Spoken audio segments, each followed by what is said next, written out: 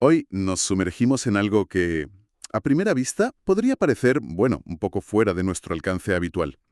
Es un cuento infantil. Se llama El reloj del bosque eterno y fue escrito para un niño llamado Santi. Pero que no nos engañe el formato, porque el subtítulo ya lanza el anzuelo.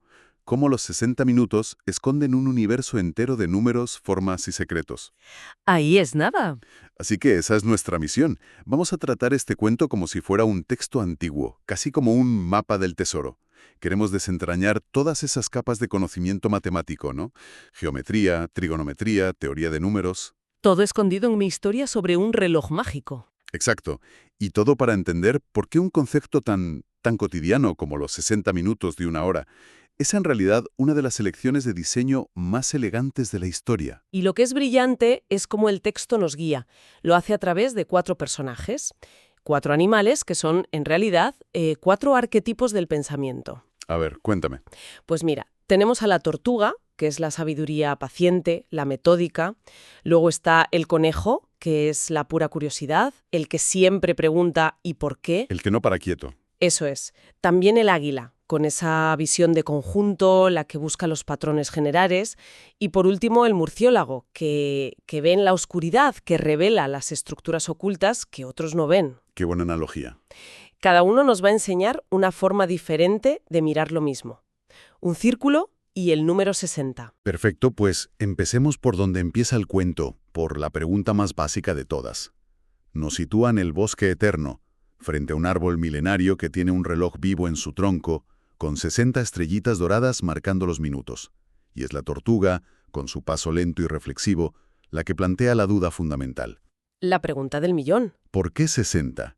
En nuestro mundo decimal, que contamos en decenas y centenas, ¿por qué no 100 minutos en una hora? 100 parece un número mucho más lógico, Más redoldo, ¿no? más Limpio. limpio. Sí, Es una pregunta buenísima.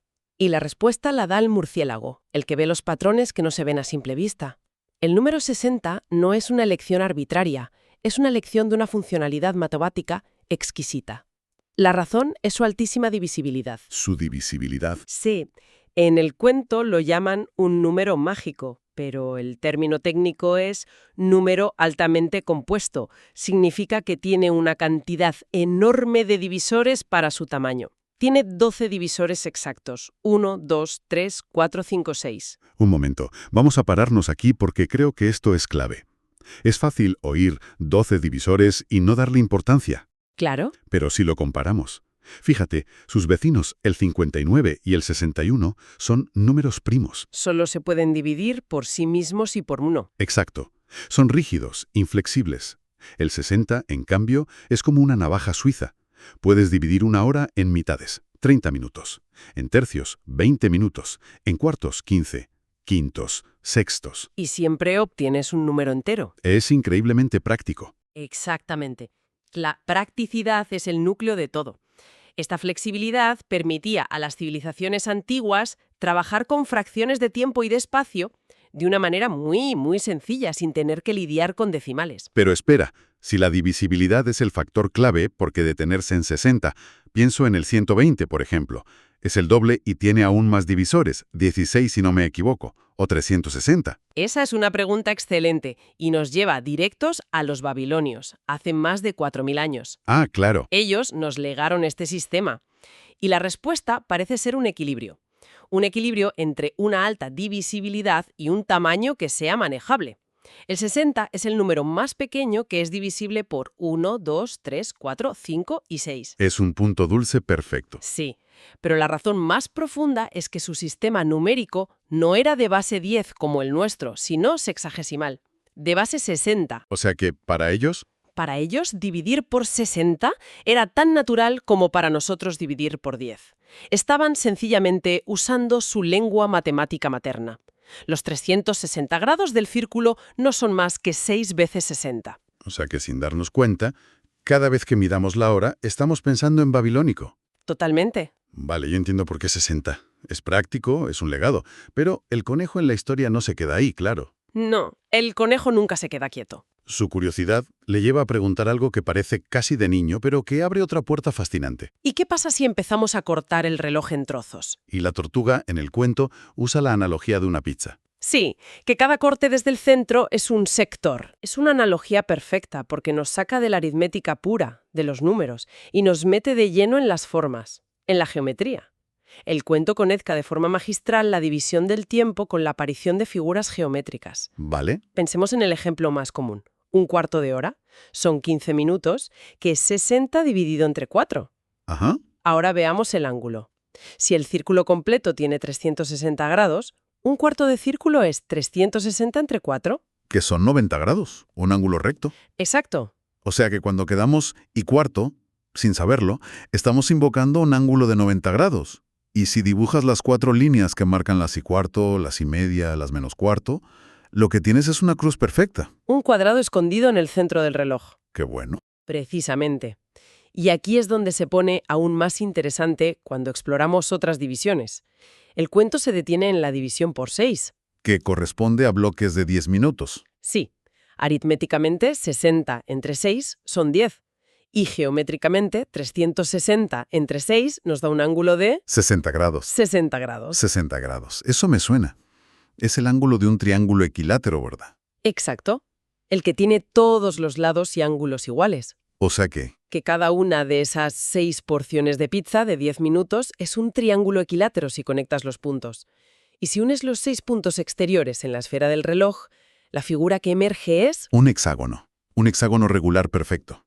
la forma de un copo de nieve o de una celda de un panal de abejas. Un momento, me estás diciendo que la misma razón matemática por la que un hexágono encaja a la perfección dentro de un reloj es la misma por la que las abejas construyan sus panales con esa forma?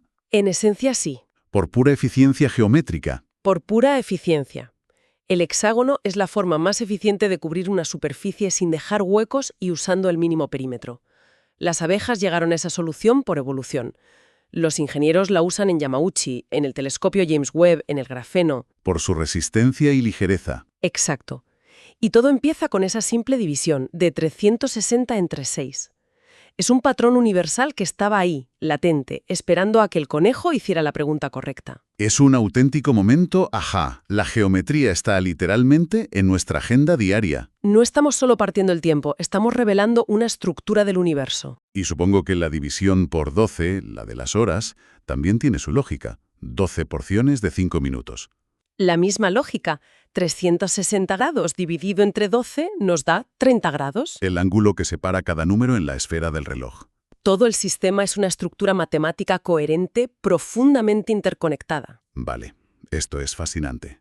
Ahora el cuento nos pide cambiar de perspectiva. Dejamos a la tortuga y al conejo, que miran el reloj de frente, y nos elevamos con el águila. La que todo lo ve desde el cielo. Y el águila se da cuenta de algo que el cuento describe como mágico. Las sombras de los árboles se alargan y se acortan de una forma análoga a cómo se mueven las manecillas. Y aquí la historia introduce una idea que, admito, me llevo de vuelta al instituto.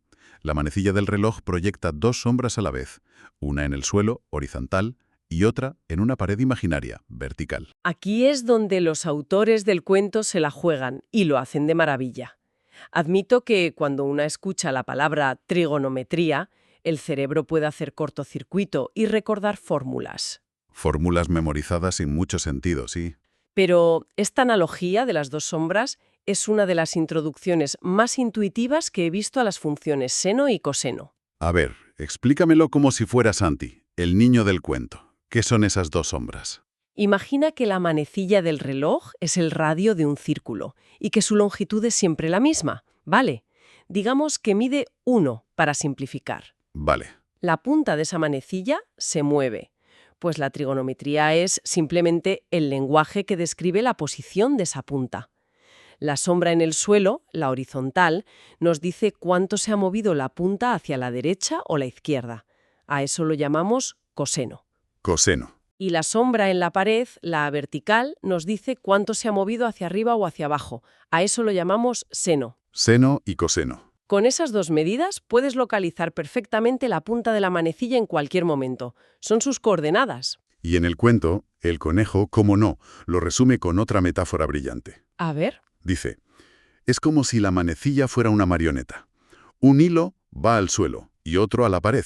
La sombra del hilo en el suelo es el coseno y la sombra en la pared es el seno. Es que es perfecto. Esto lo cambia todo. Deja de ser una función abstracta en una calculadora y se convierte en algo físico, las sombras de un palo que gira. Es una metáfora perfecta y demuestra que a veces la forma más sencilla de entender una idea matemática compleja no es con una fórmula, sino con un juguete. Totalmente. Y esto no es solo un juego de sombras en un reloj, ¿eh? Esta idea, el seno y el coseno, este baile circular, es la base de todo lo que ondula en el universo. ¿Cómo? El sonido de la música, las ondas de radio que traen esta señal, la luz, incluso la corriente alterna que sale de los enchufes de casa. Todo se puede describir con estas funciones que nacen de un simple círculo. Increíble. Y el cuento incluso se atreve a mencionar la fórmula que las une, ¿no? Esa que dice seno al cuadrado más coseno al cuadrado es igual a 1. Siempre me pareció muy abstracta. Seno al cuadrado teta más coseno al cuadrado teta es igual a 1. Suena intimidante, pero con la analogía de las sombras es casi obvia. Simplemente es el teorema de Pitágoras aplicado a nuestro reloj. Ah, claro. Dice que la longitud de la sombra horizontal al cuadrado más la longitud de la sombra vertical al cuadrado siempre será igual a la longitud de la manecilla al cuadrado. Y como dijimos que la manecilla mide 1, La manecilla nunca se encoge ni se estira. Su distancia al centro es siempre constante. vale, creo que por primera vez en mi vida lo entiendo de verdad. Hemos visto el porqué del 60, la geometría oculta y ahora esta introducción a la trigonometría. La historia se acerca a su fin, y el águila, con esa visión de conjunto que la caracteriza, propone ir un paso más allá. Quiere usar el álgebra. Eso es. Crear reglas que sirvan para cualquier caso, para no tener que calcular cada división una por una. Este es el salto final hacia la abstracción, que es la verdadera potencia de las matemáticas. Tras ver los ejemplos concretos, el águila nos enseña a encontrar la regla general. El texto nos presenta dos fórmulas elegantísimas que resumen todo lo que hemos discutido.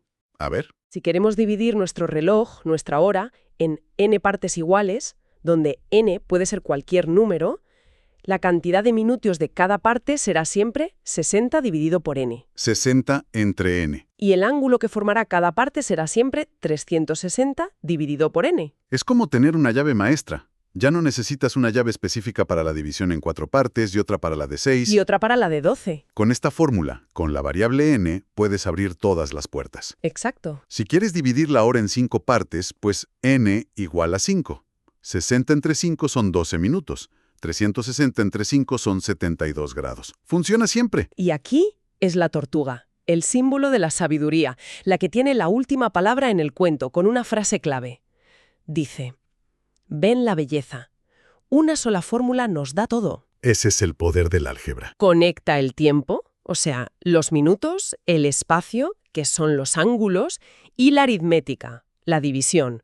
Todo en una sola expresión compacta y universal. Es la máxima expresión de la elegancia matemática. Y lo que es realmente asombroso es que esta relación, este 360 entre 60, que da 6, no es una coincidencia.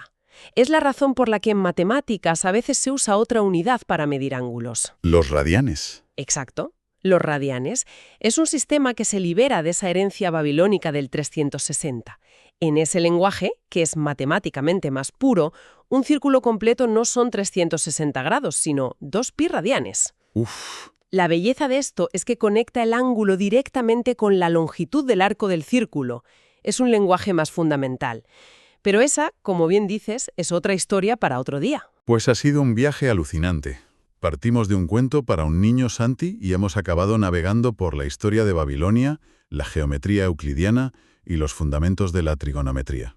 Y todo oculto a plena vista. En un objeto que consultamos decenas de veces al día sin prestarle la más mínima atención. El cuento termina de una forma muy poética. Una vez que los 4 amigos han desvelado estos secretos, el árbol del reloj les concede un don a cada uno. Un regalo que encaja con su forma de ser. Ah, sí. ¿Sí? La tortuga recibe la paciencia de las divisiones exactas. El águila, la visión del círculo completo. El conejo, la curiosidad para no dejar de hacer preguntas. Y el murciélago, la capacidad de ver la profunda belleza de los números. Qué bonito. Y el libro se cierra con una dedicatoria que es el broche de oro perfecto. Dice: para el abuelo Iam Saip Kisiem, que sabe que los números también son un idioma antiguo. Es una frase preciosa. Y esa es la idea que me gustaría dejar flotando al final de nuestra conversación. Si aceptamos esa premisa, que los números son un lenguaje antiguo, con su propia gramática, su propia poesía y sus propias historias, ¿qué otras narrativas profundas y conectadas podrían estar contándonos las estructuras matemáticas que damos por sentadas? Es una buena pregunta. Pensemos en las 12 notas de una escala musical y sus relaciones armónicas, o en los 7 días de la semana de un calendario, o incluso en el código binario de unos y ceros que está haciendo posible que esta conversación llegue hasta donde sea que se esté escuchando. ¿Qué secretos ancestrales, qué elegancia oculta se esconde también en ellos?